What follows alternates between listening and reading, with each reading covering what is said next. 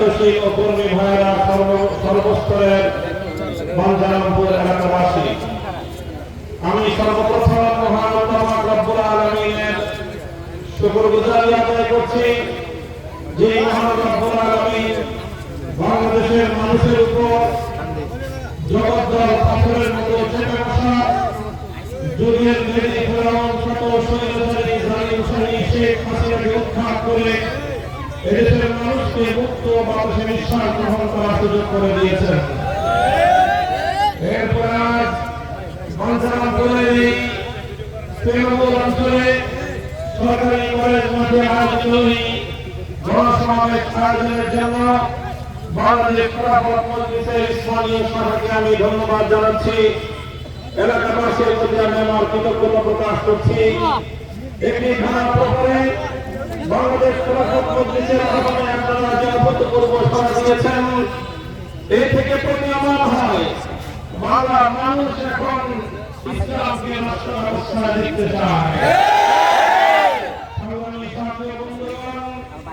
দীর্ঘ সংগ্রাম, অনেক ত্যাগ এবং পরিবারের মধ্য দিয়ে আমাদের অনেক ভাইদের রক্ত এবং জীবনের উপর দিয়ে আজ বাংলাদেশ এই পর্যায়ে এসে উপনীত হয়েছে। আমরা এই 24শে জুলাই বিপ্লবের এক বছরের মাথায় এসে এই স্বাধীন বাংলার মাটিতে দাঁড়িয়ে আমরা সেই সকল শহীদদের প্রতি কৃতজ্ঞতা প্রকাশ করছি।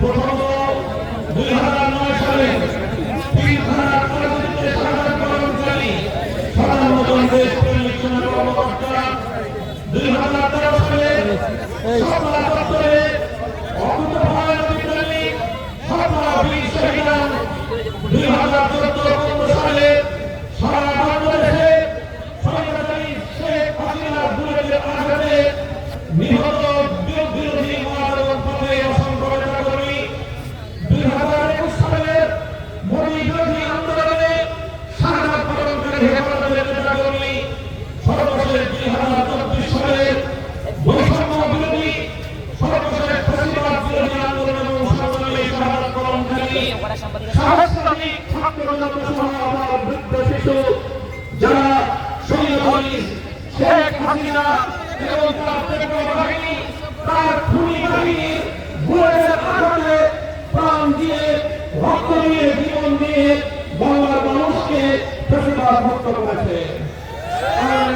বন্ধুগণ, তাই আজ আমাদেরকে মনে রাখতে হবে এই সকল শহীদরা রক্ত দিয়েছে, জীবন দিয়েছে, শুধু ক্ষমতার প্রয়োজন দেখবার জন্য নয়।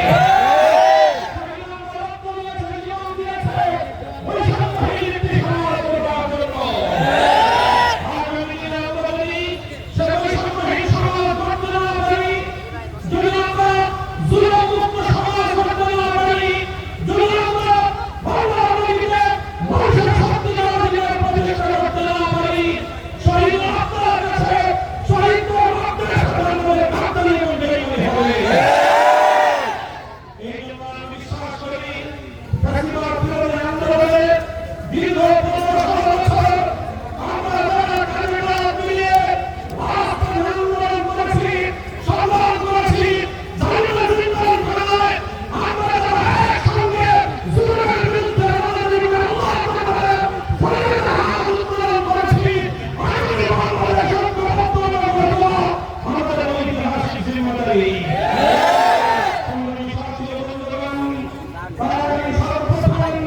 উদাত্ত আহ্বান জানাতে চাই, জুলাই এবং আগস্ট বিপ্লবে এদেশের মানুষের জন্য বিপ্লব ছিল, বিপ্লবীদের যে আকাঙ্ক্ষা ছিল সেই আকাঙ্ক্ষা এবং ইচ্ছাকে শ্রদ্ধা জানিয়ে আগামী বাংলাদেশ গড়বার জন্য একটি ভিত তৈরি করতে হবে।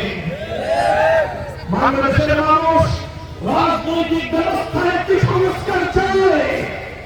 আমরা বলছি বিগত 53 বছরের দুর্বৃত্ত রাজনীতি উপেক্ষা করে আগামী বাংলাদেশে একটি ন্যায় এবং ইনসাফ ভিত্তিক রাজনৈতিক বন্দোবস্ত প্রতিষ্ঠা করা বাংলাদেশের জুলাই বিপ্লবের সকল অংশীদারের ইচ্ছা এবং অভিপ্রায়।